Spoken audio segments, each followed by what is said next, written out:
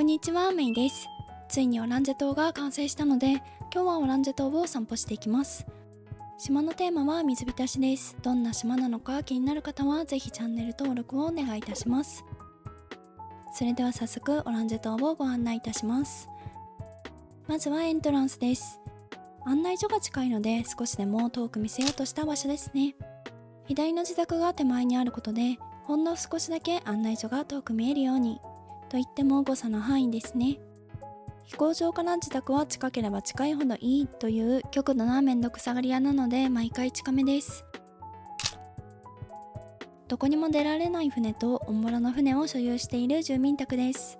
正面からの角度だと分かりませんが、実は家の周りは水浸しになっています。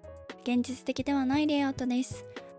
自宅のお隣さんは案内所がすぐ近くなのでイベントにすぐ参加できるメリットがあります。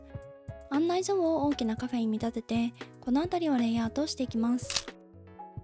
案内所は手前側に特に住民たちが何らかのアクションを起こしてくれやすいので、椅子や花、看板などを置いて楽しんでもらえるようにしています。奥にいる2人に何かあったようですね。話しかけずに先に進みます。さらに右に進むとたぬき商店があります。ここは狭いのでいつも渋滞が起こる場所です。たぬき商店は海に浮かんでいるという設定。なぜ高台に建てなかったのかと言ったら土地が安いから。船のガスステーションを独占するためという説もオランジェ島の住民たちの間で噂になっています。島唯一の船の補給所がここにありますからね。上に見えるのはエイブルシスターズ。後で紹介いたします。こちらに向かう住民が1人。ここは島民代表の力技で押しのけていきます。危うく縄張りバトルが始まるところでしたね。案内所裏の堤防です。この堤防は島を横断しています。タヌキがふらっと出てきた時にちょっと外の空気を吸えるようにしています。どこもかしこもマイルズの水浸しです。左に進むと港に着きます。ちょうど自宅裏ですね。船には乗れないけど港を作っちゃった感じです。2軒の家を中世の街並みでつなげて1軒のように見えるように。小さな港町のような感じなので、ここでは新鮮な海鮮を食べられます。さらに左に進むと岬にあるモダンなお店。何も思いつかなかったのでカフェを作りました。最近流行りのスタイルを取り入れた建物を作っています。岬の先には全席海の見える席。その奥にはプライベートビーチ風なくつろげる場所があります。ここは完全予約制なので、ゆっくりとじっくりと焼けたい方やのんびり長時間過ごしたい方におすすめです。今は夏なのでかなり暑く人気はないようです。春や秋など少し涼しい時期なら行けそうですね。モダンなカフェの横の階段を上がっていきます。カフェの上は屋上庭園的なものになっています。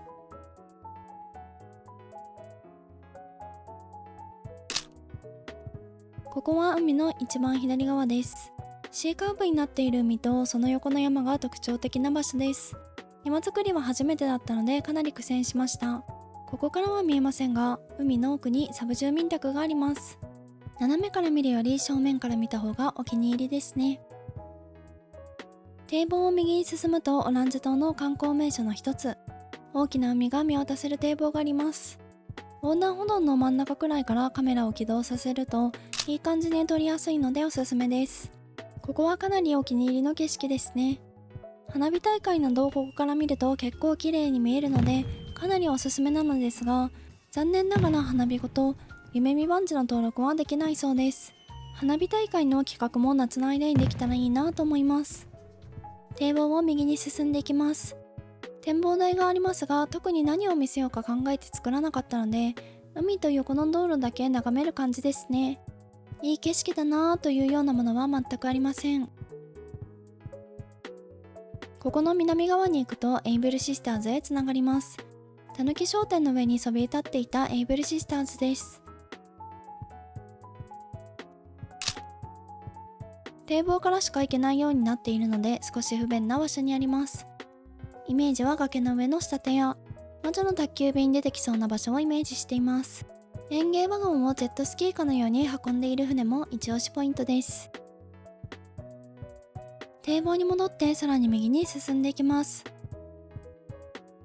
オランジェ島の観光名所その2、オランジェ大橋です。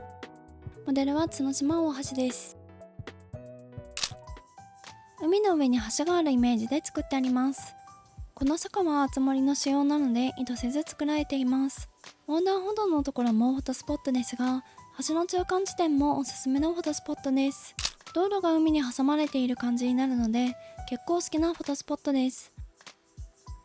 さらに奥に進みます。橋を渡っている動画はインスタで 7.5 万いいね、220万回再生された場所です。たくさんの方に見ていただけて嬉しいです。コペンハーゲンニューハウンをイメージしたカラフルな街です。ここに住民は3人住んでいて、それぞれにお店をやってもらっています。メープルのパン屋さん、フランソワの廃墟カフェ、ロボのバーです。ぜひ通いに来てください。右にどんどん進んでいきます。ここは博物館を神社にしたところですね。海を渡って手前の階段の上でカメラを起動するといい感じになりやすいです。ここの神社もオランジェ島の観光名所です。津島市の渡積神社からインスピレーションを受けて作りました。ここもかなり花火の名所となっています。神社の裏から上がる花火がいい感じに日本の夏のお祭り感を出してくれます。オランジェ島は和と洋が隣り合っていて、いろんな文化があるようです。作りたいものを作ったらこうなってしまった感が強いですね。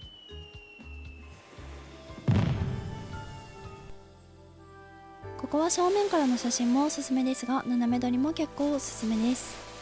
本物の海が横にあるので波の音が聞こえていい感じです。階段を降りたところから一人称視点で景色を楽しむのもおすすめ。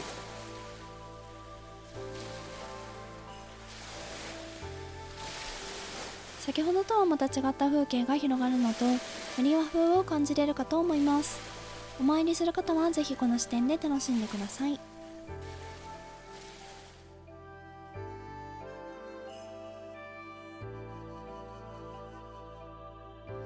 カラフルな街の一段目を通っていきます。とても通路が狭いので海に入ります。いわゆる設計ミスですね。人がすれ違うことを全く考慮していません。見栄えのみ選んだ人の末路の街です。今日は怪しい船が来ていますね。怪しい船のせいで治安が悪く見えるキャンプサイトです。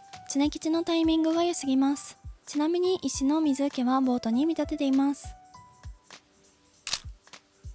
海に囲まれているので船やボートがある方、海の上を歩ける力を持っている方しかここに来られません。もしくは海を割って歩いてくるしかないですね。常吉ビーチとつながるようになっているので、撮り方によっては海が続いているようにも見えます。お金持ちか力のある住民大歓迎のキャンプサイトです。島民代表は力のある住民なので海の上を歩きます。足音すら立てていないので隠密向きですね。このまま左に進みます。見えてきたのはサブ住民の家。その横にある高台に登ります。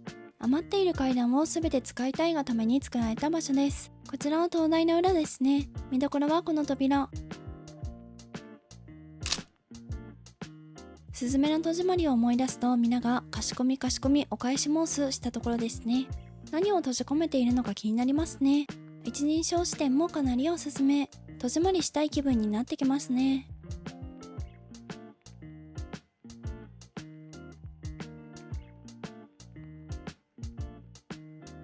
サブ住民宅は4部屋カフェになっています。気分に合わせて使えるのでぜひいろんなカフェを体験してみてください。これで島の左側は全て紹介が終わったので、まだ紹介していないところに戻ります。オランジェ大橋から右に進みます。右に進むと海列車と駄菓子屋さんがあります。